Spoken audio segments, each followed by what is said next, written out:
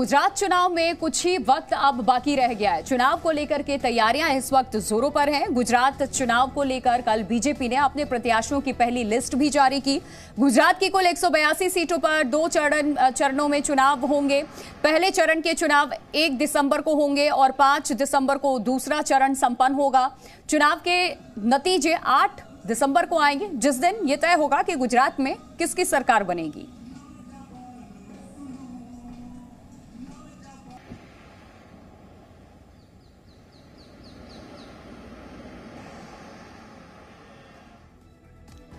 और गुजरात के जामनगर उत्तर विधानसभा पर चुनाव बेहद दिलचस्प होने वाला है। इस बार बीजेपी से रिवाबा जडेजा को टिकट मिली है। वहीं कांग्रेस ने यहां विपेंद्र सिंह जडेजा को अपना उम्मीदवार बनाया है और आम आदमी पार्टी ने करसन करमुर को अपना प्रत्याशी यहां से चुना है। रिपोर्ट देखिए। ये भाई अपना खुद का सुपरमार्केट बना के महीने का 10 लाख कमा रहे हैं। हाँ, सिर्फ पैसे वाले नहीं, आप भी कर सकते हैं। फ्रीडम ऐप को अभी डाउनलोड कीजिए।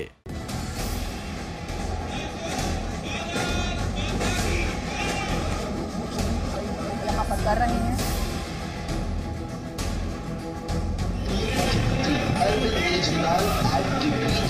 गुजरात में चुनावी पारा हाई। जो विभिन्न परियोजनाएं साल 2022 में गुजरात किसका?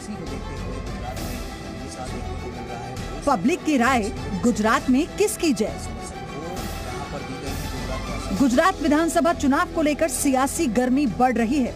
सभी राजनीतिक पार्टियां गुजरात में अपना परचम लहराने के लिए जी जान से जुटी हैं। गुजरात के जामनगर उत्तर विधानसभा सीट पर चुनावी मुकाबला बेहद रोचक हो गया है। ये विधानसभा सीट 10 साल पहले बनी थी। साल 2012 में धर्मेंद्र सिंह जडेजा ने कांग्रेस के टिकट से इस पर जीत हासिल की थी, लेकिन 2017 में धर्मेंद्र सिंह जडेजा बीजेपी में शामिल हो गए और 2017 में फिर से जामनगर विधानसभा सीट पर चुनाव जीते, जहां उन्हें सरकार में मंत्री बनाया गया। लेकिन इस बार धर्मेंद्र सिंह जडेजा का टिकट काटकर क्रिकेटर रविंद्र जडेजा की पत्नी रिवाबा को दिया गया है और उन्होंने ये साफ कर दिया है कि सामने चाहे कोई भी हो, जीत बीजेपी की ही होगी। सर जी, मुझे अपनी जो लाइन है ना वो बड़ी करनी है। सामने कोई भी हो, डजंट मैटर। मुझे मेरी पार्टी पे भरोसा है, मेरे संगठन पे भरोसा है और सबसे ज्यादा भरोसा है जो देश की जनता है, जिन्होंने मैसिव रिस्पॉन्ड किया है भारतीय जनता पार्टी को, हर टाइम सपोर्ट किया, हर टाइम स्टैंड बाय रहे हैं। तो मुझे मुझसे ज़्यादा अपने जो वोटर्स हैं उन पे भरोसा है।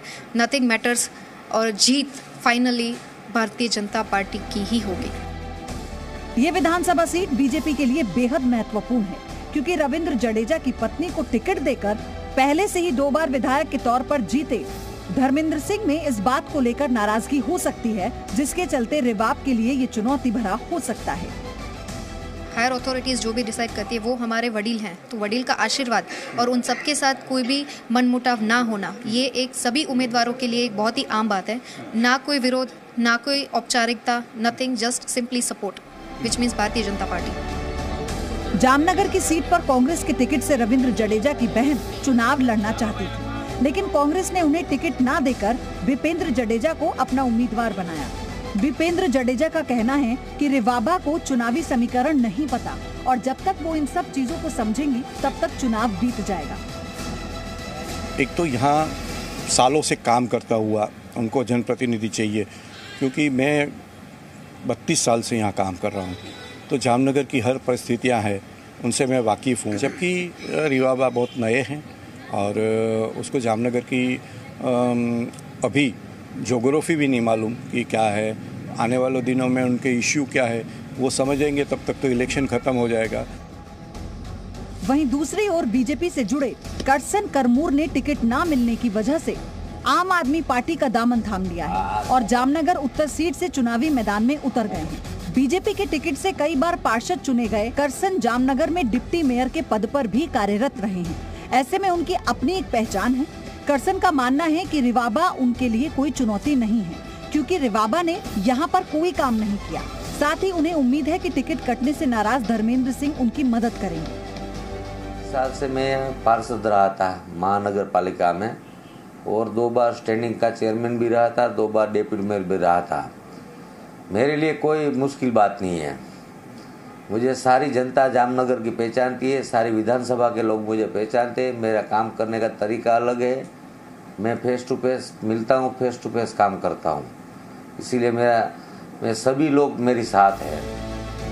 अब ये तो रही राजनेताओं की बात, लेकिन जामनगर के लोगों की भी गुजरात चुनाव को लेकर अपनी अपनी राय है और परेशानियां भी हैं। जामनगर में हमारे भाजपा आवे छे और भाजपा आवशे। एक फेमस क्रिकेटर की पत्नी है, उसके हिसाब से वो आ जाएगी ऐसा तो नहीं है। हाँ, मतलब काम करना पड़ेगा, मेहनत करनी पड़ेगी। वो क्या कहना चाहती है वो हम सुनेंगे, बाद में हम कह सकते हैं। तीनों में से बीजेपी की स्थिति मजबूत दिखती है। भाजपा आ जाएगा तो दुनिया में हमारा नाम रोशन होगा, इंडिया के लिए अच्छा, और 99.9% आ जाएगी। तो ये नए चेहरे आए हैं दोनों, तो दोनों में से लग रहा है कुछ विवाह कुछ अच्छा कार्य करेगा। कभी कुछ भी हो सकता है, तो कभी कभी कुछ भी बदल भी सकता है। अभी तो भाजपा है।